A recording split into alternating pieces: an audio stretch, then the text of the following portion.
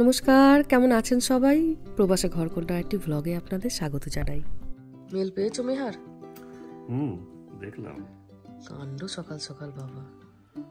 হ্যাঁ, ও তো বেশি ভেবে ফেলেছে আর কি। বাড়ি এলে কথা বলতে হবে। হ্যাঁ, কথা বলতে হবে। তাহলে বকাঝকা করবো না, মানে বেশি অন্যরকম ভেবে করেছে। হ্যাঁ, আর আমিও তোমার ওই অ্যালার্জির ওষুধগুলো খেলে খুব ঘুম পায়, তো উঠতে পারিনি আজকে, অফিস করবো না। আমি স্কুলের সঙ্গে সঙ্গে ফোন করলাম, বললো হ্যাঁ ওরা অন টাইমই পৌঁছে গেছে। ঠিক আছে তাহলে। এলে বোঝাতে হবে, খুব কেয়ারিং। একটু বেশি কেয়ারিং। চা দেবো? চা দাও, আমি একটু একবার সেফ হয়ে যাবো। সেফ হয়ে যাবে এখন? হ্যাঁ, আমার অ্যালার্জি অ্যাডিশনাল ওষুধগুলো ইনহেলারটা সব পরে চলে এসেছে। ও, এই এক শুরু হলো। বসন্তকাল এলো আর তোমার অ্যালার্জি শুরু হলো। চারিদিকে যত ফুল ফুটবে তোমারও অ্যালার্জিতে অবস্থা শেষ। সকালে হাঁটতে যাওয়াটা বন্ধ হয়ে গেল। না, সেটা মন খারাপ করতে হবে না, 2-3 মাসেরই ব্যাপার। আবার গ্রীষ্মকাল থেকে আবার ঠিক হয়ে যাবে।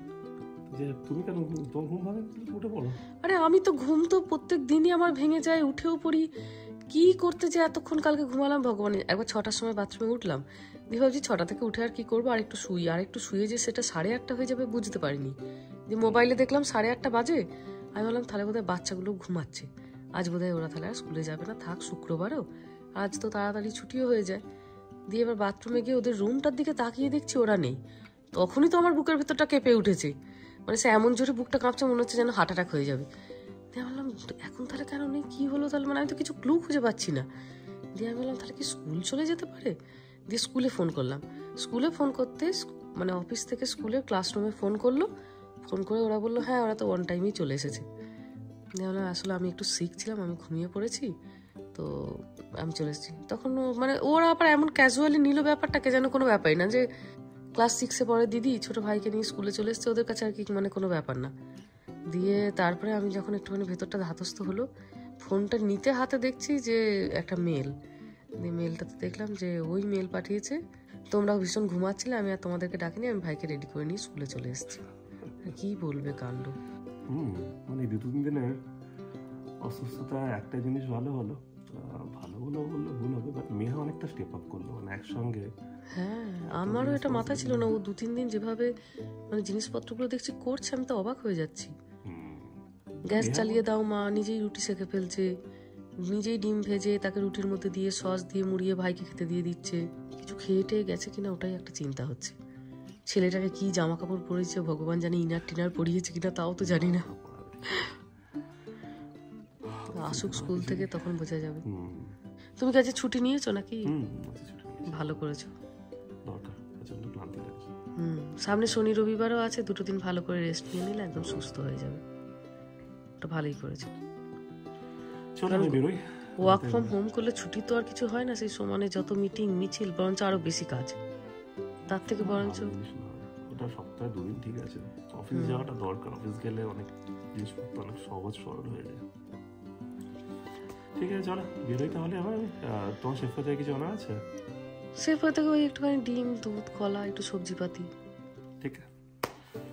ঠিক আছে চলো। আজকে দুপুরও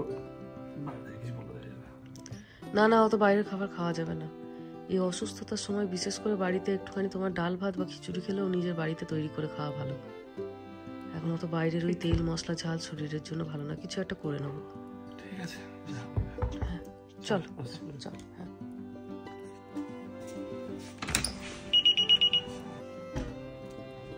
কসকো গেছিলে নাকি? সেফওয়েতে ঘুরে চলে এসছো? সেফওয়েটা তো আপনারা দেখেইছেন, আমাদের বাড়ির কাছেই, খুব একটা বেশি দূরে নয়। কিন্তু ওর বাবা গেছিল অনেকক্ষণ। আমি তাই ভাবছি যে ঘরে তো অনেক কিছু জিনিসপত্রই নেই, বোধহয় তাহলে কসকো চলে গেছে। ভিড় ছিল বোধহয় দোকানে। অবশ্যই সেফওয়েতে সকালের দিকে খুব ভিড় হয়ও। ওদের একদিকে একটা খাবারের কাউন্টার আছে, তো সকালের দিকে প্রচুর লোকজন ওখান থেকে আসেন খাবার দাবার নেন। এবার যারাই খাবার নিতে আসেন তারা হয়তো টুকটাক বাজার দোকানও করেন। ও বাবা মনে করে একটু আবার ফুল এনেছে। সেফওয়েতে খুব সুন্দর ফুলগুলো পাওয়া যায়। বাহ, একদম গোটাটা লাল গোলাপ। চলুন ভেতরে যাই।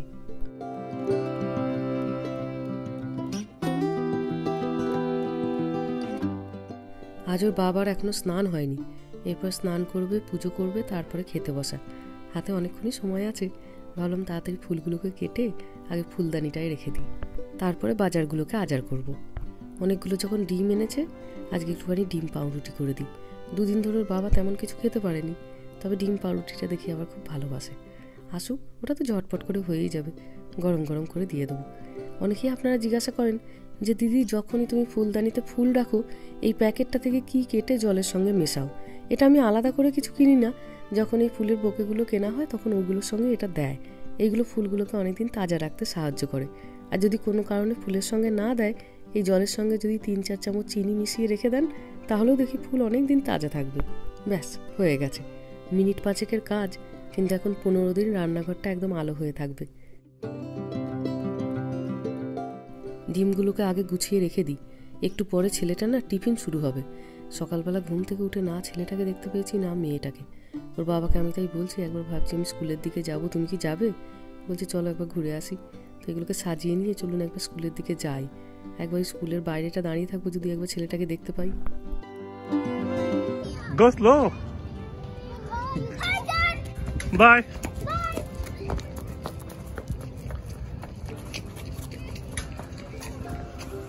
চলুন, চলে এসেছি বাড়ি।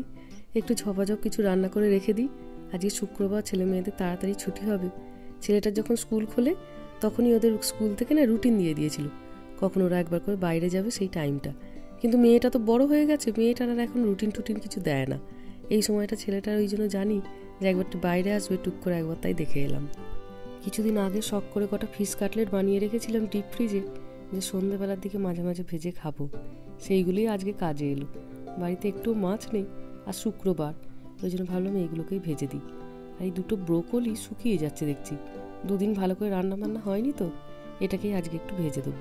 ব্রোকলির অন্য কিছু করলে ছেলেমেয়েরা একদম খেতে চায় না, কিন্তু এটাকে যদি একটুখানি ওই গার্লিক পাউডার দিয়ে ভেজে দিই তখন দেখি আবার খুব ভালোবাসে। প্রতিদিন না হলেও সপ্তাহে একদিন করে আমরা এই ব্রোকলি ভাজাটা খাই। তবে এত কিছু রান্না আপনাদের সঙ্গে শেয়ার করি, কখনো এই ব্রোকলিটা শেয়ার করা হয়নি। এটা করে আপনারাও একবার দেখতে পারেন, ভারী ভালো লাগে খেতে। ব্রোকলিগুলোকে একটু ছোট ছোট করে পিস করে নিয়েছি, তবে খুব ছোট আবার করছি না। এই যে, আর কড়াইতে দেবো 1 ফোঁটা তেল। তাহলে এইদিকে এটা হয়ে গেছে, এটাকে একটু উল্টে দিই। কম আছে এইগুলোকে ভাজছি, এগুলোই ডিপ ফ্রিজে ছিল তো, নাহলে ভেতরটা আবার কাঁচা রয়ে যাবে। তাই কম আছে অনেকক্ষণ ধরে এখন এটাকে ভাজবো। কালকের অনেকটা ডাল বেঁচে গেছে, ওটাও আছে, একটু মাইক্রো ওভেনে আলু সেদ্ধ করতে দেবো। ভাত, ডাল, আলু ভাতে একটু ফিশ কাটলেট আর একটু ব্রোকলি ভাজা। একটুখানি তেল নিচ্ছি ওই ব্রোকলিটা ভাজার জন্য, কোনো ফোড়ন দিই না। এবার ব্রোকলিটা দিয়ে দিলাম, আঁচটা একদম বাড়ানো আছে। এবার এটাকে মিনিট 5 মতো ভাজবো নুন ছাড়া। দান, এটা ছোটো পিস ছিল, এটা হয়ে গেছে আগে, বাকিগুলো হয়ে গেছে। 3 পিসই ছিল। আমি দুপুরে খাবার সময় একটা ডিম ভেজে নেবো। দান, ফ্রাইং প্যানটা একটু এবার সরিয়ে রাখি, ভাজা হয়ে গেছে, অকারণে না হলে ওটা পুড়তে থাকবে। এই যে, এবার একটুখানি গার্লিক পাউডার ওপর থেকে দিয়ে দেবো।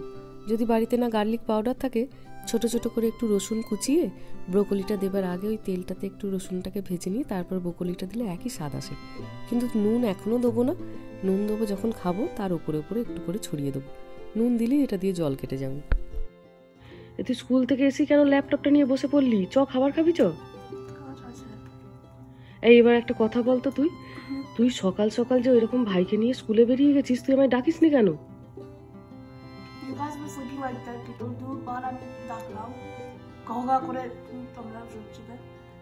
দুবার ডাকলে তো কি হয়েছে, 20 বার ডাকবি। এই এখানে একা একা থাকা মেহা, ওইরকম একা একা ভাইকে নিয়ে স্কুলে চলে যাবি না। কেউ যদি রাস্তা থেকে তুলে তুলে নিত তোদেরকে, তখন কি হতো? অনেক লোকজন ছিল। অনেক লোক ছিল? কটায় বেরিয়েছিলি স্কুলে? 7:50 লোক ছিল রাস্তায় তখন? অনেক। মা, এটাই লাস্ট টাইম মা, তুমি কিন্তু এরপরে কখনো এরকম করবে না। যতক্ষণ না উঠি ততক্ষণ অব্দি ডাকতেই থাকবে। ওই স্কুলে পৌঁছে গিয়ে টুক করে একটা মেল করে দিলাম, মা আমি আর ভাই স্কুলে চলে এসেছি। আমি তো ফার্স্টে তোমাদেরকে বাড়িতে না দেখতে পেয়ে আমার তো সে একবার হার্ট ফেল হয়ে যাবার জোগাড়। না, তুমি মেল দিলেও মা, এরপরে আমাকে ডাকবে। আমি সিক ছিলাম বলে উঠতে পারিনি, কিন্তু এইভাবে কখনো স্কুলে যাবার দরকার নেই। সকালে কি খেয়ে গেছিলিস তোরা? কিছু খেয়েছিলিস? দুধ কর্নফ্লেক্স খেয়েছিলিস? গরম করেছিলিস দুধটাকে? আর ভাইকে ব্রাশ ট্রাশ করিয়েছিলিস, জামা কাপড় সব পরালি? এই রে, সকালে পটি করেছো? তুই ক্লিন করেছিস? 5 বার ধুতে হলো হাতগুলো। 5 বার হাত ধুয়েছিস? কেন? এত গন্ধ ছিল। তুই কি আঙুলগুলো শুকছিলিস নাকি? এত স্মেল হচ্ছিল, লোকজন আমার পাশে প্রচন্ড স্মেল করবে। তার জন্য তুই আবার আঙুলগুলোকে আরে পটি তো সব সময় স্মেলই হয়, সে তোরই পটি হোক আর বাইরেরই পটি হোক, কেউ আবার এরকম ফিঙ্গার স্মেল করে নাকি? না রে ভাই, ওরা আবার ডিফারেন্ট। ও ডিফারেন্ট ব্যাগও। ও বাপরে বাপ, বাজে স্মেল। কি ভাই কি গোলাপ ফুল খায় নাকি যে ভাই পটি থেকে গোলাপ ফুলের সেন্ট বেরাবে? তুই আবার শুকতে গেছিস কেন? একদম গরুপতির মতো দেখতে। গরুর পটির মতো দেখতে। হ্যাঁ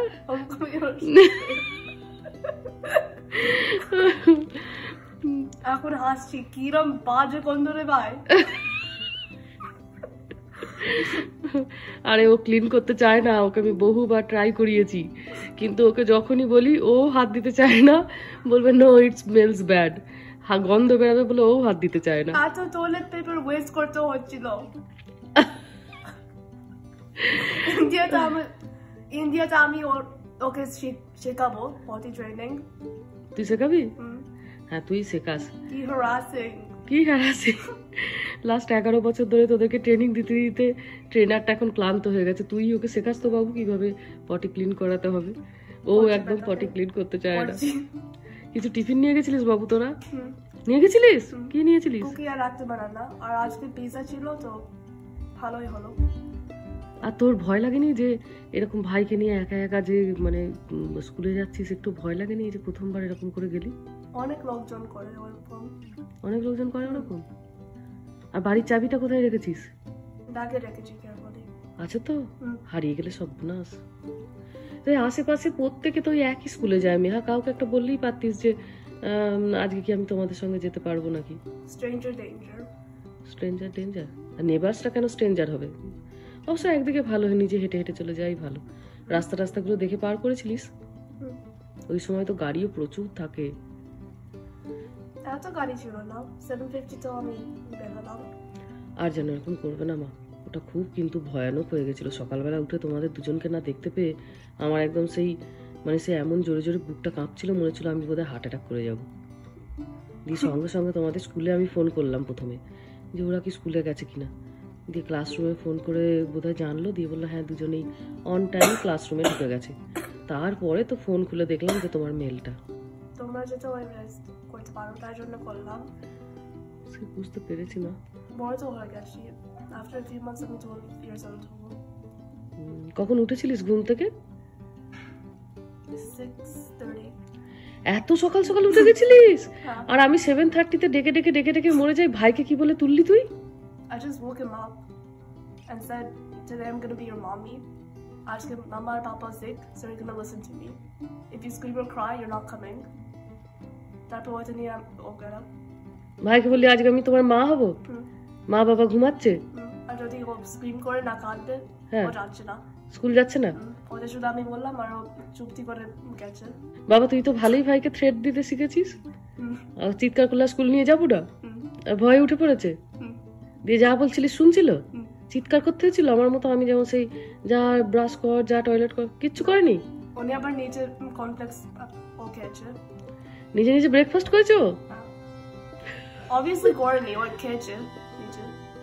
আচ্ছা তুই বানিয়ে দিয়েছিলিস, ও খেয়েছে? আমি তো ভাবতেই পারছি না, তুই এই বলছিস আর আমি মনে মনে ছবিগুলোকে আঁকার চেষ্টা করছি যে কি হচ্ছিল সকালেরটা। আর এত কিছু হয়েছে আমি কিছু টেরই পাইনি। আমরা সাইলেন্সলি করলাম, ও যদি বলতে পারো তার জন্য। আমরা যাতে উঠে না করি তোমরা সাইলেন্টলি করেছো ওই জন্য। আমার খুব প্রাউড ফিল হচ্ছে, একবারই যে প্রাউড ফিল হচ্ছে না তা নয়, ভালোই লাগছে। আমি তোমাকে ছোট ভাবতাম, তুমি পারবে না হয়তো ভাবতাম, কিন্তু তুমি আমাকে না বলে না জিজ্ঞাসা করেই সকালেই এত বড় কাজটা করেছো, আমার ভালোই লাগছে। কিন্তু তার সঙ্গে আমার একটুখানি আমার চিন্তাও হচ্ছে। মা তুমি করো, আমি তোমাকে কখনো বাধা দেবো না, তুমি ভাইকে তৈরি করো, তুমি স্কুলে নিয়ে যাও, কোনো অসুবিধা নেই, কিন্তু আমাকে জানিয়ে ওটা করবে। যাই হোক চলুন এবার উঠি। এই সপ্তাহটা তো মোটামুটি ওই জোড়াতালির সংসারই গেল, আস্তে আস্তে এবার সুস্থ হয়ে হাল ধরতে হবে। যাই হোক চলুন, ভিডিওটাও তাহলে আজকে এখানেই শেষ করছি। সবাই ভালো থাকবেন, সুস্থ থাকবেন, সাবধানে থাকবেন। আর ব্লগটা কেমন লাগলো সেটা আমাকে অবশ্যই কমেন্টে জানাবেন। ভালো লাগলে একটা লাইক করে দেবেন। সবাই ভালো থাকবেন, সুস্থ থাকবেন, সাবধানে থাকবেন। দেখা হবে খুব শিগগিরই পরের একটা ব্লগে।